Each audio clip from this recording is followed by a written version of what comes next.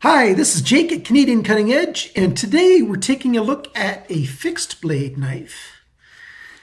This is the Ermine by Tonife, T-O-N-I-F-E, Ermine, E-R-M-I-N-E.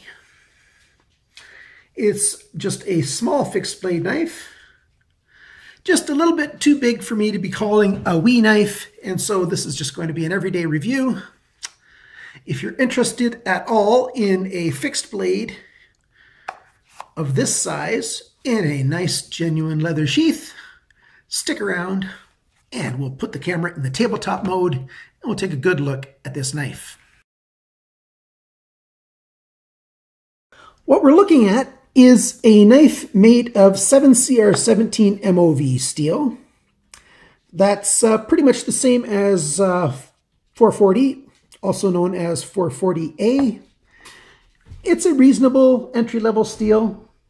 We're talking about a full tang knife, so steel that goes entirely through the entire blade all the way to the end. We've got white liners, G10, and then your G10 handle scales on the outside. Nice big tube here. You can fit 1100 paracord through there, no problem. Certainly 550 paracord fits. That's a huge, huge tube they got there. And then there's a pin up front, big pin. The handle thickness here is about, well, it's between 1.3 and 1.4 centimeters all the way around. That's right around half an inch, just under half an inch actually, all the way across there.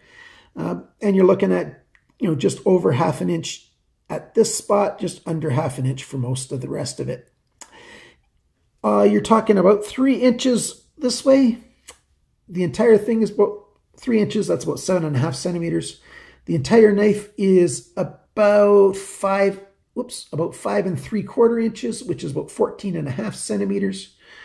Your cutting edge here is 2.25 inches, and that's from right where that pen tip is here to the tip of the knife. That's 5.8 centimeters.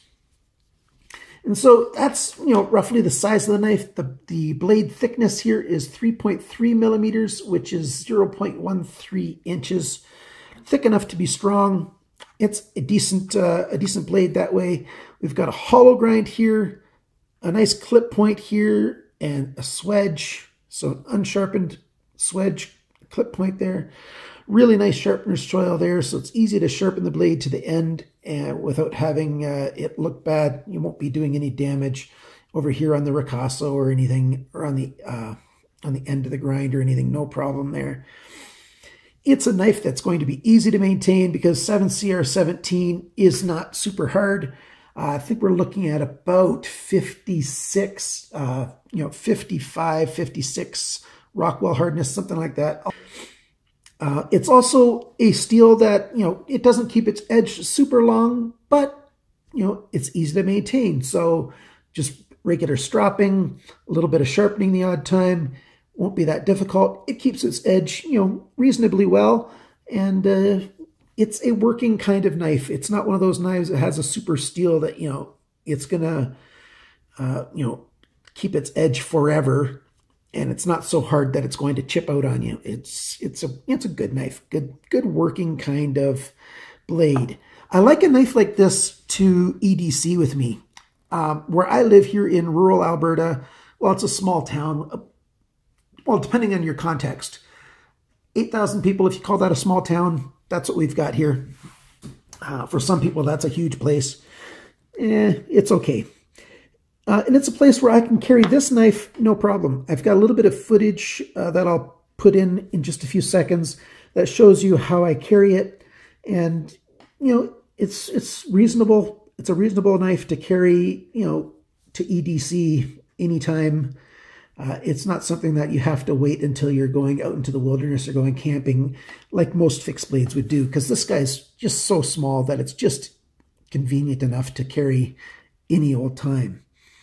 So this is what it looks like when I put it on my belt, and if I tuck my shirt in. Usually I would have my shirt out, or I'd be wearing another button-up shirt and I'd have it out to cover up this knife. I don't like to have it, I don't like showing off that I'm carrying a knife, But a knife this size doesn't really make that much of a difference in the place where I live in rural Alberta either. You know, but if I was to go to the city or something, I'd be having my shirt out. But like this, I just grab it with my finger. I use my index finger to push on the leather just a little bit right there. And then I can pull it out and it's ready to go. And when I go to put it back in, I feel with my hand where it is. Don't even have to see it. Push it in and you're good. The sheath itself, it's genuine leather and it's a reasonable weight of leather. You can see it on the handle strap right there, how thick that leather is compared to my hand and stuff. It's a couple of millimeters thick. It's got, why is my brain farting on me? Whatever that word is for putting leather in between here when you close it up. It's a little snug fit right now. I've worn this knife for 3 or 4 days on my belt and taken it in and out, I don't know, probably 25, 30 times in actual use other than actual testing. And it's starting to get just a little bit easier to come in and out. It was very snug when I first got the knife. It's still certainly snug enough that it's not going to come out. I could shake this knife really, really hard, and it's never coming out of here inadvertently, but it is loosening up just slightly, as you would expect from leather. One problem with this sheath is that the stitching here on mine has come loose. And let's see if I can get the lighting good. There's a decent shot. You can see those stitching holes right there, and then the stitching has come loose and it's hanging on just by a few. I don't know if that's a problem with all of their knives or if all of their sheaths, or if it just happens to be mine. I usually wear a 1.5 inch belt and that fits in there really well. 2 inches is just too much for this, the space that they have here. I like the sheath. It's just too bad that, you know, the stitching has come loose there. The G10 is nice and grippy. When I first got it, it was a little bit gray in this area of the handle and in this area of the handle as well. And I think that comes from the fact that it was sitting in the sheath for a long time and somehow the color I don't know what happened. It just got gray in here. I had to wash it a couple times, used a very fine brush to clean it out, and just a little bit of use over time. I guess maybe some of the oils of my skin over time, you know, just handling the knife and using it, you know, made the color on the G10 even everywhere, and it looks really good. And that happened within the first day. So what I expected to be a minor problem became a non-existent issue rather quickly. For the blade, we've got a hollow grind here, so it comes to a nice edge. The grind is done fairly well. It's not, you know, it's not a challenging grind to do. You know, you just got a short grind with a belly there. And let's show off a little bit of how well this knife cuts after I've done all my testing on it. Here's some heavy paper.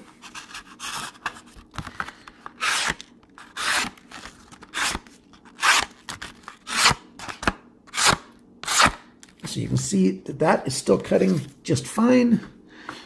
We've got some wood here. This is pine.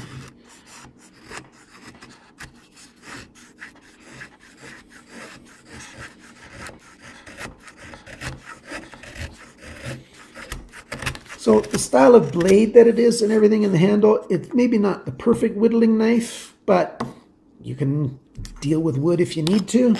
That's not a problem. I can also show you that the tip is pretty strong. You know, I did the tip test. I put the tip in and I bent the knife over. Not doing it too terribly hard because I know that 440 isn't the strongest steel, but it's not bad. And, you know, the tip has been, whoops, got to get it into the camera. The tip has been perfect for me, no problems at all. And the tip test is something that, you know, that's not something that you do during normal use. This is just something that I would do for the test itself. For testing a knife under normal use, I would never be doing that to my knives. There's no good reason to be doing that to a knife unless you're asking for trouble, right? You want to keep your tip intact? Well, don't stress it too much. And it seems that this 440 steel has been treated fairly well. It's nice and, it's not so hard that it's brittle, and it cuts quite well. Regular paper. It's already gotten a little bit of, you can see that cut there, it's pretty good. It's gotten a little bit of,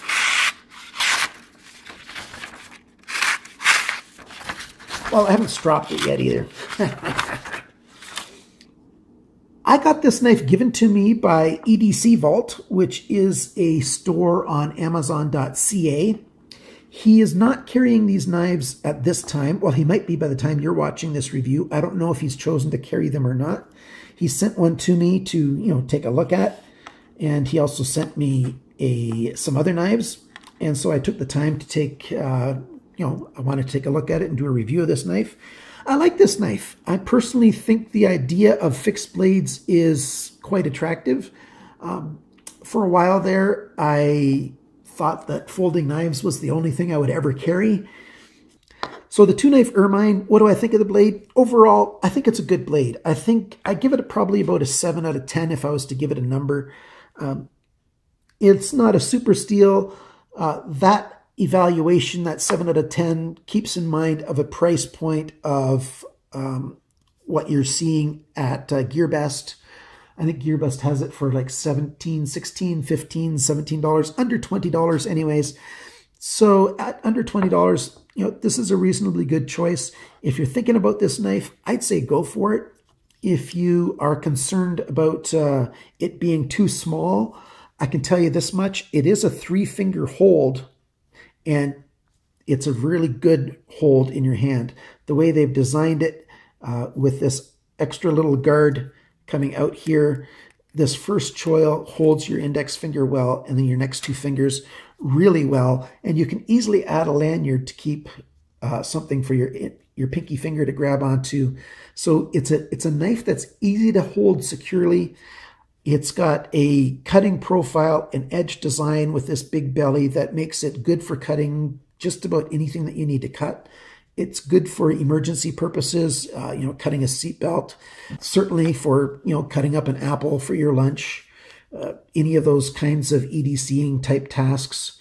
It's a little bit small for self-defense, but in a pinch, it's better than absolutely nothing. It's a whole lot better than absolutely nothing. So yeah, I do think this knife is a knife worth considering. Do also consider the fact that, the stitching on the sheath may not be up to par. I might just make a Kydex sheath for it. That's another option as well.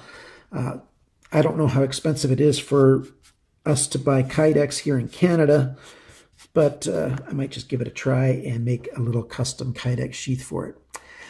Thank you so much for watching. If you like this video, please click on like. That's regardless of if you like the knife or not.